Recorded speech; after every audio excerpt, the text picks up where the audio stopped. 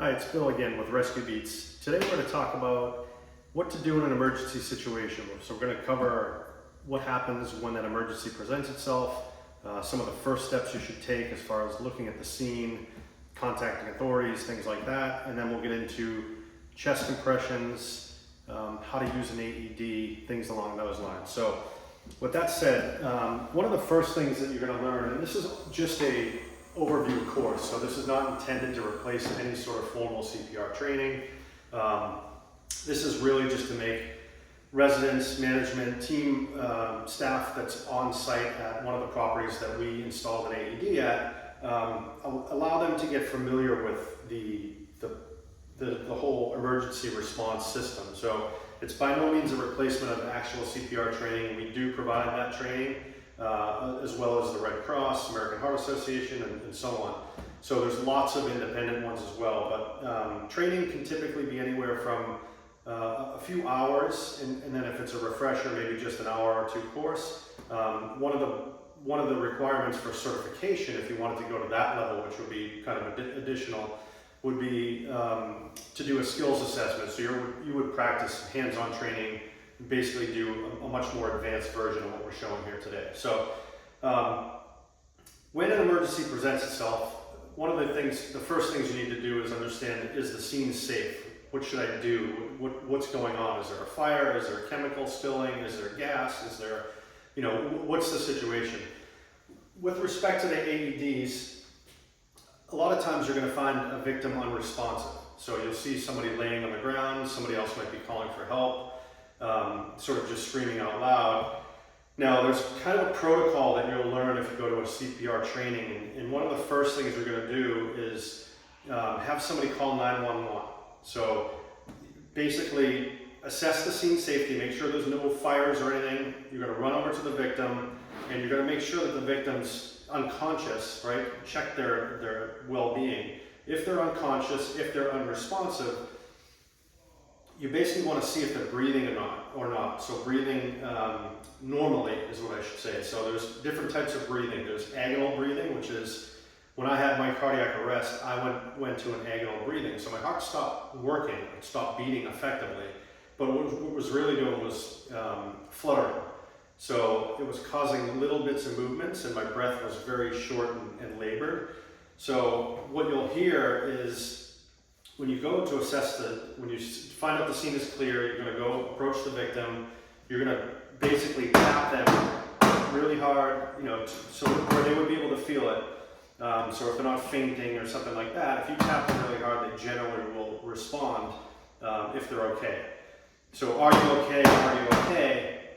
If there's no response, you want to basically try to listen to see if you can hear any breath, and if it's a normal breathing, then they're probably okay, there's something else going on, so, different protocol. If they're agonal breathing, if they're just short breaths and maybe sounds like snorting or just little sort of grunting sounds, you'll be able to hear that, and that typically means that they're in cardiac arrest. Now the other thing to look for is the chest rise and fall, so that's something you can quickly assess. So the emergency presents itself, the scene's okay, you're going to go to the victim, get close to the victim, make sure that they're okay physically, and then you're going to check to see if they're breathing normally and if there's any breath detected. If not, the immediate first response is somebody call 911, and that would be specifically directing someone to call 911 if there's other people around. If it's you alone, call 911 on your speakerphone and just let the operator kind of walk you through what to do. This course will give you some foundation for that.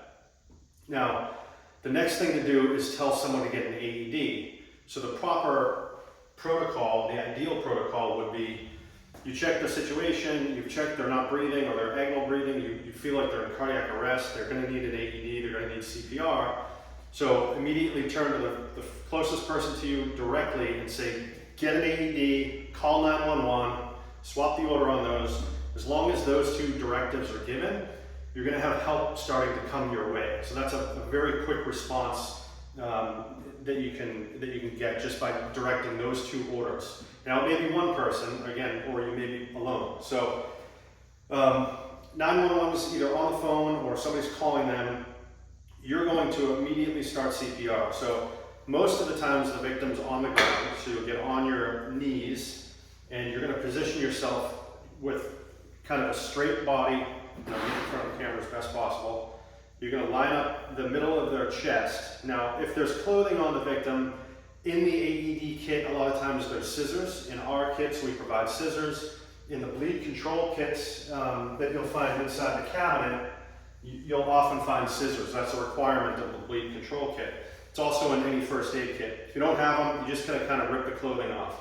Male or female, it doesn't matter. The chest has to be bare. Now, people like me have hairy chests, right? So there is a possibility that when you try to apply the AED pads, there's too much hair in the way or there's sweat, so you may have to use a towel. In our cases, we also provide a razor, so you can shave parts to make sure that you get bare skin for the defibrillator pads to stick to. Now, once you expose the person's chest, you're going to line up basically the center of the nipple line, and you're going to use the firm part of your hand, so right back here underneath your wrist. And there's a couple different ways you can do it. This is an adult patient or a victim. So one case is you interlock your hands like this. Another one is that you support your wrist like this. Either way, you want to be comfortable. You want to be over the victim. So again, you would be on the ground. So you'd have much more leverage, and you would straighten your arms out, put your hand right in the middle of that chest bone between the two breasts, and start pumping. Now the correct rhythm is, if you play the song Staying Alive, you'll notice there's a certain rhythm to it. That's a very common one that's used. Another one, Bites the Dust, is also the same rhythm, but we typically don't want to use that. But you're going to basically push hard and fast in the center of the chest for 30 seconds at a time.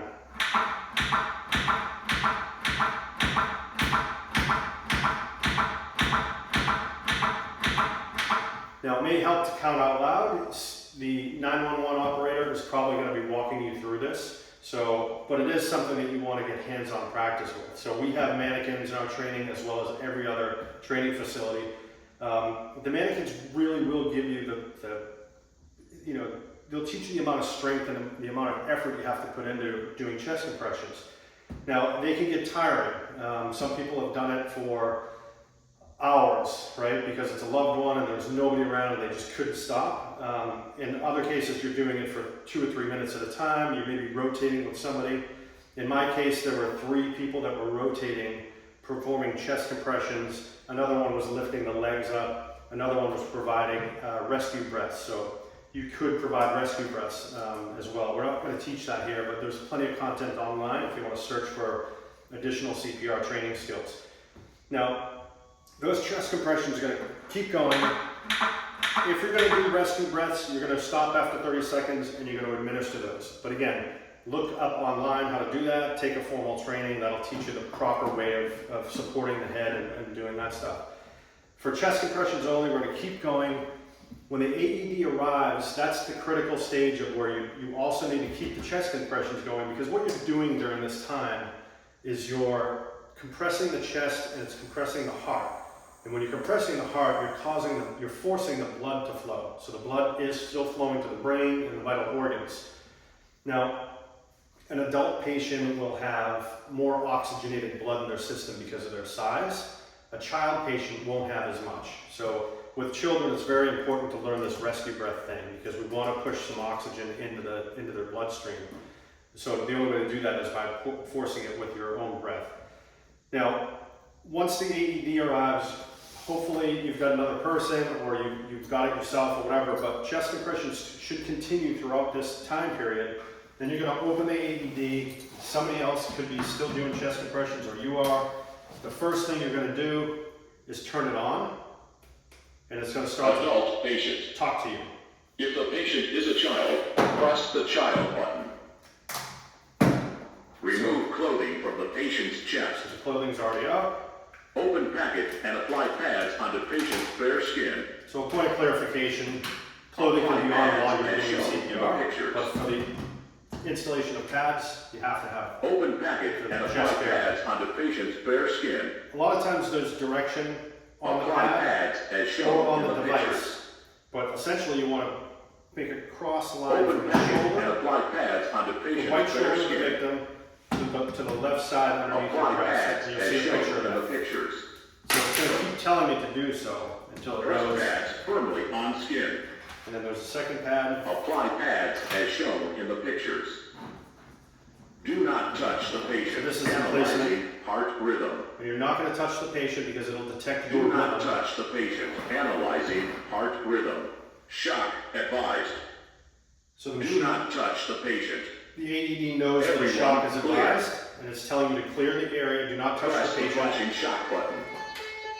And in this Press case, the shock button now. it's a semi-automatic, so I have to press the button. Shock delivered.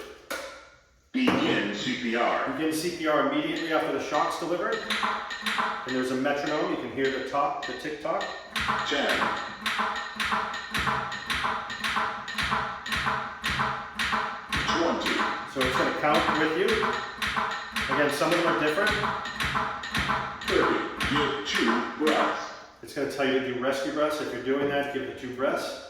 If not, I'm going to shut the AED off now. It's going to continue doing this for 2 minutes, and then it'll tell you to stop touching the victim. It's going to reanalyze to see if it needs to deliver another shock. Now, the victim may start to become conscious. You want to immediately stop CPR, obviously, at that point.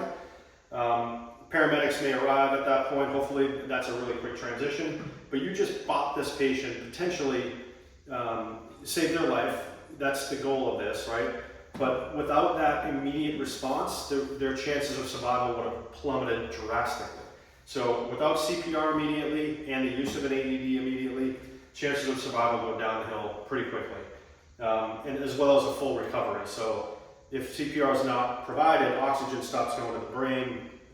Very quickly, the patient starts to lose brain activity, and they start to lose brain cells, and they can become basically brain dead, and then eventually will die. So that's it for this session. We will cover some other topics on other sessions.